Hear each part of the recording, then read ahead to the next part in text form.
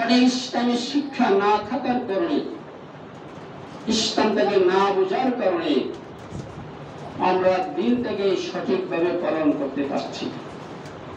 তাই সর্বপ্রথমে আল্লাহ রাব্বুল ইজ্জতের নিকট আয়ামানকে প্রার্থনা করছি, আল্লাহ রাব্বুল ইজ্জত তিনি আমাদেরকে তার দিনটা জানার, দিনটা বোঝার, সঠিক দিনটাকে আঁকড়ে ধরার তৌফিক দান করুক। সবাই বলে আমিন। মুহতারাম খাদিরিন, বর্তমান সময়ে আমাদের সমাজের মধ্যে সবচেয়ে বেশি অবহেলিত যারা, তারা হলেন আমাদের মাতা পিতা। তাই আমি আজকে সিদ্ধান্ত নিয়েছি, আমি ইচ্ছা পোষণ করেছি, পিতামাতার সম্পর্কে ইসলামের কি নির্দেশনা আছে, ইসলামের কি বিধিবিধান আছে, ইসলাম কি বলেছে, সেই সম্পর্কে আমরা জানবো। জানার পরে আমরা মানার চেষ্টা করবো। আল্লাহ তৌফিক দিক। সবাই বলে আমিন। মুহতারাম খাদিরিন, কোরআনে কারীমের 17 নম্বর সূরা বনী ইসরাঈল 30 নম্বর আয়াতে আল্লাহ রাব্বুল ইজ্জত ঘোষণা করেন, ওয়া ক্বাদা রাব্বুকা আল্লা তা'বুদু ইল্লা ইয়্যাহু। তোমার প্রভু নির্দেশ দিয়েছেন আল্লাহকে ছাড়া অন্য কোনো দাসত্ব করো না এবং পিতামাতার প্রতি অনুগ্রহ করো। মুহতারাম খাদিরিন, এখান থেকে আমাদেরকে শিক্ষা নিতে হবে। এখান থেকে আমরা শিক্ষা গ্রহণ করব যে আল্লাহ রাব্বুল ইজ্জতের দাসত্বের পরে, আল্লাহ রাব্বুল ইজ্জতের গোলামি করার পরে যদি পার্থিব জগতে তার স্রষ্টার মধ্যে কেউ আমাদের পক্ষ থেকে ihsan, সৎ উপদেশ বা সদাচরণ পাওয়ার যোগ্য হয়ে থাকে, তারা হলেন প্রত্যেকটি মানুষের পিতামাতা। ইম্মা ইয়াবলুগানা ইনদাকাল কিবারা আহাদুহুমা আও কিলাহুমা ফালা তাকুল লাহুমা উফ। আল্লাহ রাব্বুল ইজ্জত বলেন, তোমাদের মধ্যে পিতামাতা দুইজন অথবা দুইজনের মধ্য থেকে যে কোনো একজন যদি তোমাদের নিকট বার্ধক্য উপনীত হয়, তোমাদের পিতামাতাকে বিরুদ্ধ বয়সে পাও, ফালা তাকুল লাহুমা উফ, তাদের সাথে তোমরা উফ শব্দটি ব্যবহার করো। উফ শব্দটা গ্রামারের ভাষায়, আরবি গ্রামারের ভাষা বলা আছে, উফ শব্দটা এমন একটা শব্দ, মানুষ যখন কষ্ট পায়, মানুষের মনে যেন আঘাত লাগে, সেই কষ্টের কারণে আঘাত লাগার কারণে তার জবান থেকে বের হয় উফ। আমরা ব্যথা পেলে বলে মাখবো, আসলে হওয়া দরকার ছিল উফ, আমি কষ্ট পেয়েছি। তাইলে আয়াত ধারা বুঝে যা, পিতামাতার সাথে এমন আচরণ করা যাবে না যে আচরণের ফলে পিতামাতা কষ্ট পাবে, তাদের জবান থেকে উফ শব্দটা বের হবে। ওয়ালা তানহারহুমা, তাদেরকে ধমক দিবে না। ফাকুল লাহুম কাওলান কারীমা, এবং তাদের সাথে সুন্দর ভাষা, মধুরতার ভাষা, ভদ্র ভাষা, সম্মানজনক আচরণ করতে হবে। মুহতারাম খাদিরিন, আমরা লক্ষ্য করব আমাদের সমাজের দিকে আমরা আছি কোথাও, আর আমাদের ইসলামের বিধিবিধানগুলো আছে কোথায়। সম্মানিত উপস্থিতি, পিতামাতার অধিকার সম্পর্কে কোরআনে কারীমে বিভিন্ন জায়গায় বেশ অনেকগুলো আয়াত এসেছে। তার মধ্য থেকে আমি আপনাদের সামনে কোরআনে কারীমের 48 নম্বর সূরা আহকাফ আয়াত নম্বর 15 থেকে আমি আলোচনা করতে যাচ্ছি। আল্লাহ রাব্বুল ইজ্জত আমাকে তৌফিক দেন, আমি সামনের দিকে আগাবার চেষ্টা করব। আমার তৌফিক ইল্লা বিল্লাহ। আল্লাহ রাব্বুল ইজ্জত ঘোষণা করছেন, ওয়াসাইনাল ইনসানা বিওয়ালিদাইহি ইহসানা।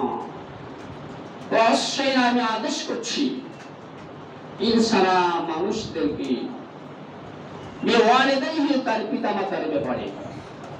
আমি মানবদেরকে নির্দেশ দিয়েছি, আদেশ করেছি তার পিতামাতার ব্যাপারে ইহসানা, তারা যেন তাদের পিতামাতার সাথে সদাচরণ করে, ভালো আচরণ করে, উত্তম আচরণ করে। কেন, কারণটা কি? এরপরে বলতেছেন, এখানে প্রথমে বলছেন পিতা মাতার দুইজনের কথা, এবার আল্লাহ আলাদাভাবে শুধু মাতার কথা বলতেছেন। হামালাতুহু উম্মুহু কুরহান, তার মা তাকে কষ্ট করে গর্ভে ধারণ করেছে। ওয়াদাতুহু কুরহা, এবং কষ্ট করে তার মা তাকে প্রসব করেছে। ওয়া হামলুহু ওয়া ফিসালুহু 30 শাহরা, এবং তার গর্ভধারণ এবং তার দুধ পান করাতে তাকে 30টি মাস লেগেছে। এই ব্যাখ্যার দিকে পরে যাব, অনুবাদ আগে করে নিই। হাত্তা ইযা বালাগা শুদ্দাহু, সে যখন পূর্ণাঙ্গ প্রাপ্ত বয়সে পৌঁছল। ও বালাগা 40 সানা, এবং তার বয়স 40-এর পৌঁটা চলে গেল। তিনি বললেন, রব্বি, হে আমার প্রতিপালক, আউজিনি আন আশকুরা নি'মাতাকা আল্লাতী আন'আমতা আলাইয়া, হে আল্লাহ, তুমি আমার উপর যে অনুগ্রহ করেছো, তুমি আমার উপর যে দয়া করেছো, এই অনুগ্রহের দয়া শুকরিয়া আদায় করার শক্তি সামর্থ্য আমাকে দাও।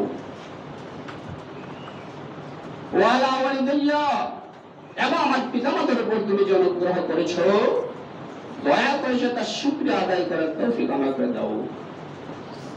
ওয়া আমালা সালিহান, এবং হে আল্লাহ, তুমি আমাকে শক্তি দাও, আমাকে তৌফিক দাও, আমালা সালিহান, আমি যেন ভালো কাজ করতে পারি।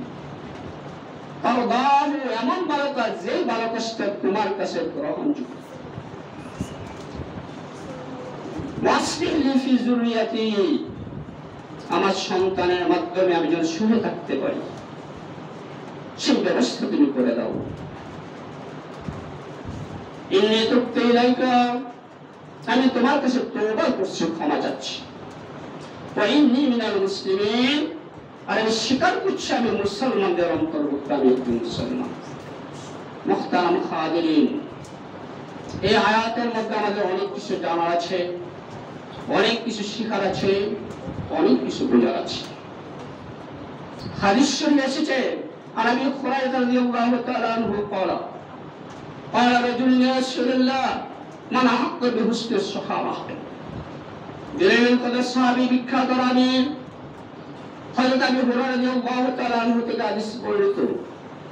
তিনি বলেন, এক ব্যক্তি রাসূলুল্লাহ সাল্লাল্লাহু আলাইহি ওয়াসাল্লামকে প্রশ্ন করলেন, হে আল্লাহর রাসূল, মান আহাক্কু বিহুসনি সাহাবা, আমার পক্ষ থেকে উত্তম আচরণ পাওয়ার, সৌজন্যমূলক আচরণ পাওয়ার সবচেয়ে উত্তম ব্যক্তিটা কে? আলা উম্মাকা, রাসূল জবাব দিলেন, তোমার মা। প্রশ্ন করে আবার প্রশ্ন করলেন, সুম্মা মান, হে আল্লাহর রাসূল, তারপর কে? আলা উম্মাকা, রাসূল বললেন, তোমার মা।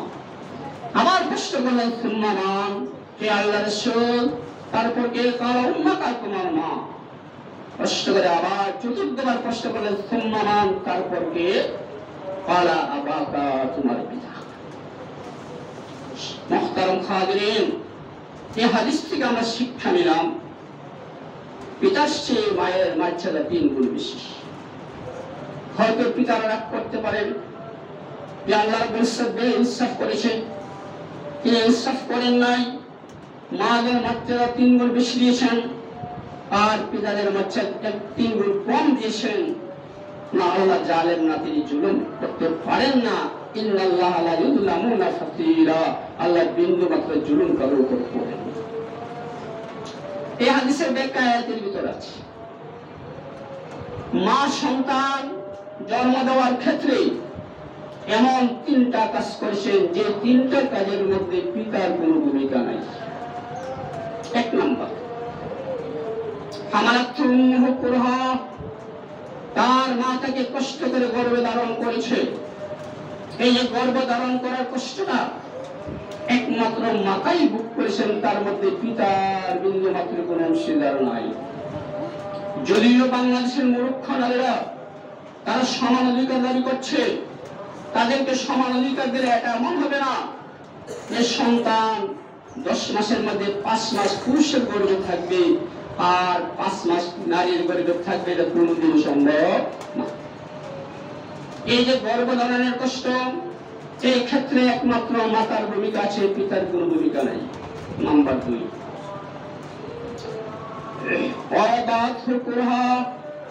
তার মাতাকে কষ্ট করে প্রসব করেছে। এই প্রসবের যে কষ্ট, কি কষ্ট, সেটা বর্তমান সময়ের নারীরা বুঝে না, কারণ তারা অপারেশনের মাধ্যমে, সিজারের মাধ্যমে তারা বাচ্চা প্রসব করে। আমি একটা বই পড়ছিলাম, যে বইটা ছিল বিজ্ঞানের দৃষ্টিতে সন্তান প্রসব করার কষ্ট। ডাক্তার তিনি লিখেছেন, একটা মানুষের পেটের, একটা মানুষের শরীরের 8টা হাড় একসাথে বাড়লে যে কষ্ট হবে, একজন মা একটা সন্তান ভূমিষ্ঠ করতে যে তার প্রসব ব্যথাটা এরকম হয়, 8টা হাড় বাংলার সমান ব্যথাটা হয়। সেটা অনুমান করা যাবে না। বর্তমান সময়ের নারীরা সওয়াব থেকে বঞ্চিত, তারা কষ্ট করলে কাজ পাওয়া হবে না। তাই সম্মানিত উপস্থিতি, 2টা ক্ষেত্র গেল। এই 2টা ক্ষেত্রের মধ্যে পিতার কোন অংশীদারিত্ব নাই। নাম্বার 3, হামলুহু ওয়া ফিসালুহু 30 শাহরান। হামলুহু ওয়া ফিসালুহু 30 শাহরান, তার গর্ভধারণ এবং দুধ পান করানো 30টা মাসে কষ্ট করেছে। কয় মাস? 30 মাস। এখানে একটা হিসাব আছে, এখানে একটা ফিকি মাসালা আছে। সে ফিকি মাসালাটা কি? তিনি আল্লাহ পরিষদ বলছেন গর্ভধারণ এবং দুধ পান মিলে 30 মাস। 30 মাস মানে 2.5 বছর। অন্যত্র আল্লাহ পরিষদ বলছেন আল ওয়ালিদাতু ইউলিনা আওলাদাহুন্না হাওলানি কামিলাইন। একজন মা যদি সে তার সন্তানকে দুধ পান পুরোপুরি পান করাতে চায়, তাহলে সে 2 বছর দুধ পান করা। তাহলে 2 বছর, 30 মাসের থেকে 2 বছর 24 মাস যদি বিয়োগ করি, তাহলে পাওয়া যায় কত? 6 মাস। তাইলে বোঝা গেল এই আয়াত দ্বারা প্রমাণ করে একজন নারী তার বিবাহ থেকে শুরু করে সন্তান প্রসব পর্যন্ত 6 মাসের মাথায় যদি সে বাচ্চা প্রসব করে, আর যদি সে ব্যভিচার করে সে কোনো প্রমাণ না থাকে, এই নারীটা ব্যভিচারিণী, এই সন্তান অবৈধ, এই সন্তান স্বামীর না, একথা বলা যাবে না, পাপ হবে। হাদিস শরীফে এসেছে, হযরত উসমান রাদিয়াল্লাহু তাআলা আনহু নিকটে একজন মহিলার সাথে দাবি করল, ইয়া আমিরুল মুমিনিন, আমার বিয়ে থেকে শুরু করে সন্তান প্রসব হয়েছে 6 মাস। এখন তারা দাবি করছে আমি ব্যভিচারিণী, স্বামী আমার সন্তানকে গ্রহণ করে না। স্বামী অস্বীকার করছে সন্তান তার নাম কি করতে। উসমান রাদিয়াল্লাহু তাআলা আনহু কি করলেন? সেটাকে সমর্থন করলেন। সে ব্যভিচারিণী হিসেবে তিনি রায় দিলেন এবং তাকে রসম করার নির্দেশ দিলেন। এই খবরটুকু আলী রাদিয়াল্লাহু তাআলা আনহুর কানে গেল। উনি এসে বললেন, ইয়া আমিরুল মুমিনিন, এই মহিলা ব্যভিচারিণী না, এই মহিলা অপরাধ নাই তার কোন, এই সন্তান বৈধ সন্তান, কাজী সে জানা করে নাই, তাকে জানাকারী হিসেবে সাব্যস্ত করা যাবে না। তিনি কোরআনের আয়াত দিয়ে ব্যাখ্যা দিলেন। এই কোরআনের আয়াত থেকে আবু হানিফা রাহমাতুল্লাহ আলাইহি তিনি সিদ্ধান্ত নিয়েছেন, একজন নারীর গর্ভে সর্বনিম্ন 6 মাস পর্যন্ত, 6 মাস পূর্ণ হওয়ার পর্যন্ত যদি একটা পূর্ণাঙ্গ সন্তান প্রসব করে, তাহলে বুঝতে হবে এটা বৈধ সন্তান, যতক্ষণ পর্যন্ত সে অবৈধ কাজ করে যেন প্রমাণ না থাকবে। সম্মানিত উপস্থিতি, আমাদের শিকার আছে, জানার আছে, বুঝার আছে। এবং তিনি আরেকটা কথা বলেছেন, একজন নারীর গর্ভে কমপক্ষে 6 মাস পরে একজন পূর্ণাঙ্গ সন্তান প্রসব করতে পারে, এবং কোন কারণে একজন মায়ের গর্ভে একটা সন্তান 2 বছর পর্যন্ত থাকতে পারে। আমি আমার মা চাচিদের মুখে শুনেছি, তো এই রোগে 18 মাস হয়েছে। হ্যাঁ, কোন রোগের কারণে, কোন অসুস্থতার কারণে এরকম 10 মাসের বেশি সময় একজন মায়ের গর্ভে সন্তান থাকতে পারে। এবার সে আরো তো শিখলাম, যে একজন মা তার সন্তানকে দুধ পান করাবে 2 বছর। 2 বছর পরে যদি কোন সন্তান অন্য কোন মায়ের দুধ পান করে, তাহলে ওই মায়ের সাথে সন্তানের রেজাই সম্পর্ক, দুধ মা সম্পর্ক স্থাপন হবে না। বৈধ সম্পর্ক স্থাপন হবে না, তার সাথে বিবাহ পালন হবে না। কারণ 2 বছর অতিবাহিত হওয়ার পরে যে দুধ পান করেছে সেই দুধটা সন্তান তার দেহের তার খাদ্যের চাহিদার জন্য সেটা পান করে দেয়। এই আয়াত থেকে প্রমাণ করে একজন সন্তান 2 বছর পরে তার দেহের চাহিদা যদি সে দুধ পান করবে, 2 বছর পরে যদি সে পান করে, তাহলে সেটা রেজাই সম্পর্কটা স্থাপন হবে না, ওই মেয়ের সাথে তার বিবাহ চিরতরে হারাম হবে না, ওই মহিলার সন্তানদের সাথে তার রেজাই বাইবন সম্পর্ক স্থাপন হবে না। কিন্তু আবু হানিফা রাহমাতুল্লাহ আলাইহি তিনি একটু বাড়াইয়া বলেছেন, সাবধানতাবশত সতর্কতাবশত যেন মানুষ হারামের মধ্যে লিপ্ত না হয়, এই যদি সাবধানতা অবলম্বন করে বলেছেন যে 2.5 বছর পর্যন্ত দুধ পান করলে এই সন্তানের সাথে ওই মায়ের রেজাই সম্পর্ক স্থাপন হবে এবং তার সন্তানরা আগের তার অনুষ্ঠিত সন্তানরা তার দুধের সাথে তাদের রেজাই সম্পর্ক স্থাপন হবে, তাদের সাথে চিরতরে বিবাহ বন্ধন হারাম হবে। মুহতারাম সম্মানিত উপস্থিতি, এই মাসলা থেকে আমরা জানতে পারলাম যে একজন মা তার সন্তানকে দুধ পান করাবে 2 বছর।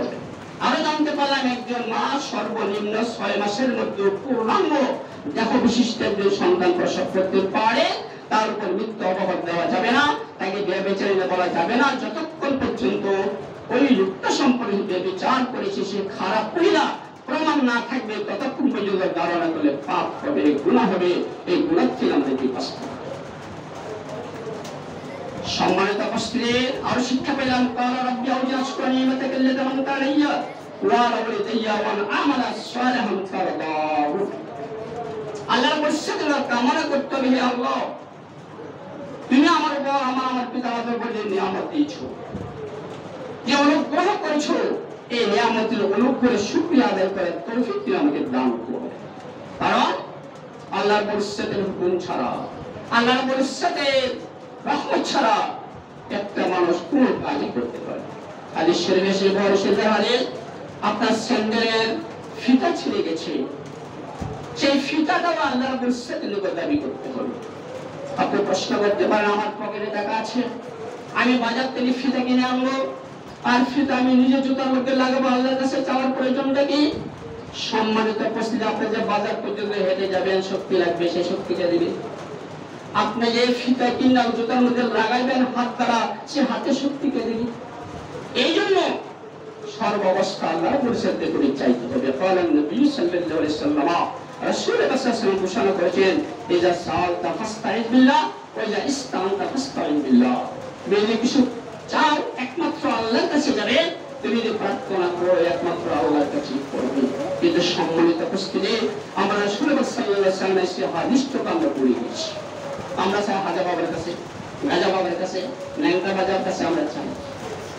অথচ এই লোকটা দেখা যায়, যে লোকটা মাজারে যাইয়া মাজারের কাছে চায়, সেই লোকটাই মসজিদে যাইয়া সালাত আদায় করে, আল্লাহকে সিজদা করে, সালাতের মধ্যে সে বলে, ইয়্যাকা না'বুদু ওয়া ইয়্যাকা নাস্তাঈন। হে আল্লাহ, একমাত্র তোমারই কাছে সাহায্য, একমাত্র তোমারই ইবাদত করি এবং তোমারই কাছে সাহায্য চাই। সে নামাজে বলেছে, কিন্তু কি বলতে সে বুঝে না, না বুঝার কারণে যে সেই লোকটা অর্থ বস্তু, সেই লোকটা জানতো আমি নামাজের মধ্যে কি বলেছি, এই লোকটা কোনোদিন মসজিদে আসা সালাত আদায় করি, আল্লাহকে সিজদা দেওয়ার পরে সে আবার মাজারে যাইয়া চাইতে পারে না। মুহতারাম হাজিরিন, আমাদের সমস্যা হয়ে যাবে যে আমরা কোরআন তেলাওয়াত করি, আমরা কোরআন পড়ি, কিন্তু কোরআনের অর্থ বুঝি না। অর্থ না বুঝার কারণে আমরা যে কি বলতেছি সেটা আমরা নিজেও জানি না। যেমন একটা শিক্ষক কোরআন অর্থ না বুঝলে তার কি কুফর, কোরআন অর্থ না বোঝার কারণে কি কুফর হয় সেটা জানার জন্য তিনি তার নিজের বাড়িতে একটা গাছের মধ্যে কতগুলি পাখিকে তিনি পালন করে শিকার বানাইলেন এবং পাখিদের কিছু গুলি ভাষা তিনি শিক্ষা দিলেন। ভাষাগুলি কি? তিনি ভাষা শিক্ষা দিলেন, शिकारी आएगा, दाना ढालेगा, जाल फेलेगा, कुछ ना खाएगा। शिकारी आएगा, शिकारी আসবে, दाना ढालेगा, খাদ্য ছিটাবে, জাল ফেলেগা, জাল পাতবে, कुछ ना है, সাবধান খাইবে না। এই গুলিগুলি তিনি সে পাখিগুলিকে শিখাইলেন। পাখিগুলিকে শিখানোর পরে তিনি তার ছাত্রদেরকে বললেন, বাবা তুমি একটা কাজ করো। কি কাজ? যে আমার গাছের মধ্যে কতগুলি পাখি আছে, এই পাখিগুলি তোমরা দৌড়া দাও। অনুষ্ঠান আদেশ করছে, ছাত্র পাখি দৌড়ার জন্য গাছের মধ্যে করতে গেছে। গাছের নিকটে যাওয়ার সাথে সাথে পাখিরা বলতেছে, শিকারি আয়েগা, দানা ঢালেগা, জাল ফেলেগা, কুছ না খাই। আর ছাত্ররা বুঝে বাইরে কি কইতাছে, ছাত্ররা বুঝে ছাত্ররা ফিরে গেছে। যাইয়া বলতেছে, উস্তাদ জি আপনার পাখিতে ছাড়া, আপনার পাখিগুলি যে সচেতন, এই পাখির দ্বারা আমাদের পক্ষে সম্ভব না। কেন? যে পাখিগুলি এই ভাষাগুলি ব্যবহার করছে, শিকারি আয়েগা, দানা ঢালেগা, জাল ফেলেগা, কুছ না খাই। উস্তাদ বললো, যে কাজ করো না বাবা, একটু চেষ্টা করে দেখো। তখন তারা কি করলো, দানা ছিটাইলো, জাল পাতলো। তখন দানা ছিটানোর পরে, জাল পাতার পরে পানি দানা হইতে নামছে, জালের দান দিচ্ছে। এবার পাখি দূরে উস্তাদের কাছে গিয়ে বললো, হুজুর বিষয়টা বুঝলাম না। বুঝনা হয় না, আমি তাদেরকে গুলি শিখেছি। তারা গুলি শিখেছে, কথা শিখেছে, কিন্তু কথার অর্থ কেটে তারা জানে না। না জানার ফলে তারা যেটা বলতেছে বুঝে না। যদি বুঝতো তাহলে তুমি দানা ছিটানোর পরে, জাল পাতার পরে কোনদিন তার জানা ফেলতো না। সম্মানিত উপস্থিত গ্রুপ, আমরা সূরা ফাতিহা প্রত্যেকদিন পড়ি, কিন্তু অর্থ বুঝি না। অর্থ না বোঝার কারণে এখানে এসে বলি, ইয়্যাকা না'বুদু ওয়া ইয়্যাকা নাস্তাঈন, একমাত্র তোমারই ইবাদত করি এবং তোমারই কাছে সাহায্য চাই। এই কথা বলার পর আবার হাজা বাবার কাছে যাই। হাজাতের দরবার হতে কেউ ফিরে না খালি হাতে, সাইতে জানলে রয় না কাঙ্গাল হাজারের দরবার। কেন হচ্ছে? অর্থ না বোঝার কারণে। আমি আপনাদেরকে অনুরোধ করি, এখানে হেফজখানা খুলেছেন আপনারা, আমি শুনেছি একজন, এটা হেফজখানা আছে, ছাত্ররা কোরআন মুখস্থ করতেছে। এখান থেকে হেফজ শেষ করার পরে ছেলেদেরকে একটা অনুরোধ করি যে বাবারা, তোমরা কোরআন মুখস্থ করছো ঠিক, এখন তোমরা আয়াতে ভর্তি হওয়া, ওই অন্তত কোরআনে কি বলেছে সেটার অনুবাদ তোমরা জানার চেষ্টা করে। কারণ কোরআনে কালের প্রেসক্রিপশন আমি অস্বীকার করছি না। কারণ নবী সাল্লাল্লাহু আলাইহি ওয়াসাল্লাম মান কারা হারফা মিনাল কোরআন ফালাহু হাসানাতুন ওয়াল হাসানাতু আশরু আমসালহা, রাসূল সাল্লাল্লাহু আলাইহি ওয়াসাল্লাম ঘোষণা করছেন, যে ব্যক্তি কোরআনে কারিমের একটা অক্ষর পড়বে তার আমলনামা একটা নেক হবে, যে একটা নেক 10টা নেকের সমান। লা ইলাহা ইল্লাল্লাহ, তিনি ব্যাখ্যা করতেছেন, আমি একথা বলি না যে আলিফ লাম মিম একটি অক্ষর, বাল আলিফ হারফুন, লাম হারফুন, মিম হারফুন। আলিফ একটি অক্ষর, লাম একটি অক্ষর, মিম একটি অক্ষর। কাজে যেই ব্যক্তি বলে আলিফ লাম মিম, তার আমলনামা 3.30টা নেকি দেওয়া হবে। কিন্তু কোরআন না বুঝতে পারলে সওয়াব পাওয়া যাবে, এটা 100% সত্য। কিন্তু কোরআনের প্রকৃত যে উদ্দেশ্য, কোরআন প্রেরণার যে লক্ষ্য, কোরআন প্রেরণার যে উদ্দেশ্য, সেই উদ্দেশ্য বাস্তবায়ন হবে না যতক্ষণ পর্যন্ত আমরা কোরআন বুঝে না পাবো। কথায় কথায় বেড়ে যাও। আমার কাছে একজন স্কুলের শিক্ষিকা, সে কোরআন শিখল, তার মেয়ে পড়তেছে, আমাকে বললো হুজুর আপনি অনুমতি দেন, আমি তো কোরআন পড়ি নাই, আমি আমার মেয়ের সাথে শিখবো। কোরআন শিখবো, সে কোরআন রিডিং করা শিখবে, মোটামুটি পড়তে পারে। কত কারিয়ানার মতো তার সব তাজবিরের কাজে সে প্রয়োগ করতে পারবে না, তাই মোটামুটি সে কোরআনটা রিডিং করতে পারে। রিডিং করার জন্য তার শেষ তাকে একটা অনুরোধ করছিলাম যে মা তুমি একটা কাজ করবা, যেহেতু তুমি একজন শিক্ষিকা, এখন বাংলা তাফসীর বের হয়েছে, তুমি কোরআনটা অর্থ সহ তাফসীর সহ করার চেষ্টা করবে, এটা আমার অনুরোধ। 2 বছর পরে মহিলা আমাকে বললো যে মামা আপনি আমার কাছে চেকে দেন, বাচ্চাটা আপনার সাথে কথা আছে। গেলাম, ডাক্তার দাওয়াত দিল, খানা দানা করে বললো মামা আপনি যেন একটা অনুরোধ করছিলেন কোরআনে কারিমটাকে অর্থ সহ এবং তাফসীর সহ বুঝে পড়ার জন্য। আমি আল্লাহ রহমতে কোরআনটা প্রথম থেকে শেষ পর্যন্ত শেষ করেছি করলাম, কিন্তু আমি যে জিনিসটা পাইলাম আমার তো ভয় হইতেছে যে কি সুদ সম্পর্কে কোরআনে যা বলেছে এটা অত্যন্ত ভয়ের। কারণ আমি ব্যক্তিগতভাবে সুদের সাথে জড়িত, মহিলা বলতেছে আমি নিজে সুদের সাথে জড়িত, কাজে আমি মনে থেকে বের হয়ে আসার চেষ্টা করতেছি। আমার স্বামী বলতেছে না বের করা যাবে না, পাপ হয় আমি।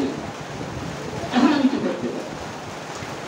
আমি বললাম যে একজনের পাপ আরেকজন নেবে না, তবে যদি কেউ পাপের দিকে কাউকে দাবিত করে, ওই লোকটা পাপ করে যে গুণাগার হবে সেই লোকটা থেকে দাবিত করার পরে তার আমল অত্যধিক গুণাগুলি করতে করা হবে, কিন্তু একজনের পাপ আরেকজনকে দেওয়া হবে না। সম্মানিত উপস্থিতি, আমি চিন্তা করলাম এই লোকটাকে আমি শুনি যদি 2 বছর ওয়াজ করতাম তাকে এটা থেকে ফিরতে পারতাম না, কিন্তু সে নিজে কোরআনে কারিম পড়ে সে নিজে পাওয়ার করে তার মনে রেজাল্ট হাসিল করেছে, যে অ্যাকশন করেছে, এটা আমার ওয়াজ দ্বারা আমি কোনো সম্ভব ছিল। তাই এই জন্য আমি আপনাদেরকে অনুরোধ করবো, আপনারা কোরআনে কারিম পড়বেন, প্রয়োজনে কম পড়বেন, 2, 4, 5টা আয়াত পড়বেন, অর্থ সহ করার চেষ্টা করবেন, কারণ পড়া একটা প্রেসক্রিপশন, এটা সাজেশন পত্র। আপনার রোগ হয়েছে, আপনার অসুখ হয়েছে, আপনি ডাক্তারের কাছে যাবেন, ডাক্তার আপনাকে জিজ্ঞাসাবাদ করে উনি রোগটা নির্ণয় করার পরে এটা প্রেসক্রিপশন লিখবেন। তিনি লিখবেন এই ইঞ্জেকশন প্রতিদিন 1টা করে নিতে হবে, এই ট্যাবলেট প্রতিদিন 3টা হতে হবে, এই ক্যাপসুল প্রতিদিন 3টা হতে হবে। এবারে তিনি আপনাকে একটা সাজেশন পত্র দিয়েছে। এবার আপনি যদি সে ডাক্তারের চিকিৎসার সাজেশন পত্রটা বাড়িতে নিয়ে আসেন, ডিসপেন্সার থেকে ওষুধ কিনেন নাই, আপনি সকালে সেই পেশেন্টটা একবার করে ধুয়ে রাখেন, দুপুরে একবার করে ধুয়ে রাখেন, রাত্রে একবার করে ধুয়ে রাখেন, এতে করে আপনার রোগ কি ভালো হবে? আপনার রোগ ভালো হবে না। যদি আপনার রোগ ভালো হতে হয় তাহলে আপনাকে প্রেসক্রিপশন অনুযায়ী সেই ওষুধগুলি সেবন করতে হবে। ঠিক তদ্রুপ আপনি যদি চান যে আমি একজন আল্লাহর আদর্শ বান্দা হব, আমি একজন আল্লাহর প্রকৃত বান্দা হব, আমি রাসূলের একজন প্রকৃত উম্মত হব, তাহলে আমরা কোরআনে কারিম থেকে বুঝে করতে হবে, এবং সেই বুঝ অনুযায়ী যেটা করার কথা বলছে আমাদেরকে করতে হবে, যেটা ছাড়ার কথা বলছে আমাদেরকে ছাড়তে হবে। আমি মনে করি কোরআনে কারিমের ৬,২৩৬ আয়াতের মধ্য থেকে ২,৬৩৬ আয়াতের সারমর্ম একটা আয়াতের ভিতরে রূপণ আছে, সেটা হলো সূরা হাশরের ৭ নম্বর আয়াত, মা তাকুলুর রাসূল তাহুজুহু আমা নাহাকুম আনহু ফান্তাহু। রাসূল সাল্লাল্লাহু আলাইহি ওয়াসাল্লাম যা করতে বলেছেন তোমরা তা করো, আর তিনি যা ছাড়তে বলেছেন তোমরা তা ছাড়ো। এবার আপনি কোরআন পড়ে খুঁজে খুঁজে বের করেন রাসূল কোনটা করতে বলেছে আর কোনটা ছাড়তে বলেছে। একটা আয়াতের ভিতরে পুরা কোরআনের সারমর্ম রূপণ আছে। তাহলে আমি যদি কোরআন থেকে অর্থ সহ বুঝে না পড়ি, তাহলে আমি কিভাবে বুঝাবো কোনটা করতে বলেছে কোনটা ছাড়তে বলেছে?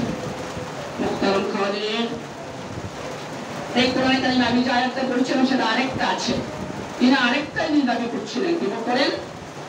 ওয়া না'মালা সালিহান তারদাহু, হে আল্লাহ তুমি আমাকে এমন কাজ করার তৌফিক দাও যে কাজটা তুমি পছন্দ করো, যে কাজটা তোমার কাছে গ্রহণীয়, যে কাজটা তোমার কাছে গ্রহণ হবে, তুমি যেটাকে গ্রহণ করে নিবে এমন কাজ করার তৌফিক আমাকে দাও। সম্মানিত উপস্থিতি, এই ক্ষেত্রে আমাদের অনেক গাফলতি রয়েছে। একটা ওয়াজ করা দরকার বারবার, যে ওয়াজটা প্রত্যেকটি মসজিদে প্রত্যেকটি ইমাম হিসেবে করা উচিত, সেটা কি লা ইকবালুল ইবাদাহ ইল্লা বিশারতাইন, ইবাদত কবুল হবে না 2টি শর্ত ছাড়া। এই ওয়াজটা বেশি বেশি করে করা প্রয়োজন। قال النبي صلى الله عليه وسلم لا تقبل العبادة إلا بشرطين, ইবাদত কবুল হবে না, ইবাদত গ্রহণ করা হবে না যতক্ষণ পর্যন্ত 2টা শর্ত পাওয়া না যায়। শর্ত কারে কোন? শর্ত হলো 2টি কাজের এমন একটি প্রথম কাজ, 2টি কাজের এমন একটি প্রথম কাজ যে দ্বিতীয় কাজটি সংগঠিত হওয়ার জন্য প্রথম কাজটি হওয়া আবশ্যক। ভালো করে বোঝার চেষ্টা করবেন। শর্ত 2টি কাজের এমন একটি প্রথম কাজ, যে কাজটা দ্বিতীয় কাজটা হওয়ার জন্য প্রথম কাজটি হওয়া আবশ্যক।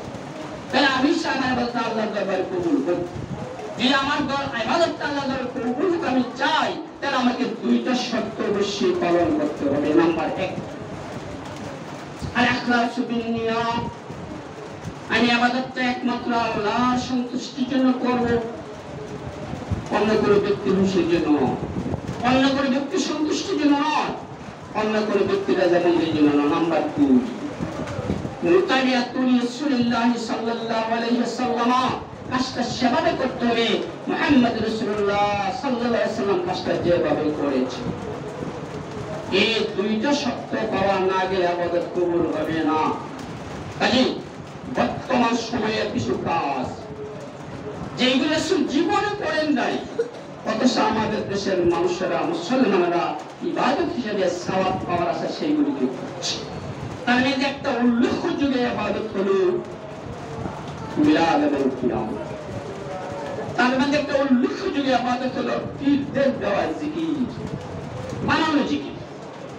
সম্মানিত উপস্থিতি, আফতালুল যিকরি লা ইলাহা ইল্লাল্লাহ। রাসূল সাল্লাল্লাহু আলাইহি ওয়াসাল্লাম বলেছেন সর্বশ্রেষ্ঠ জিকির হলো লা ইলাহা ইল্লাল্লাহ।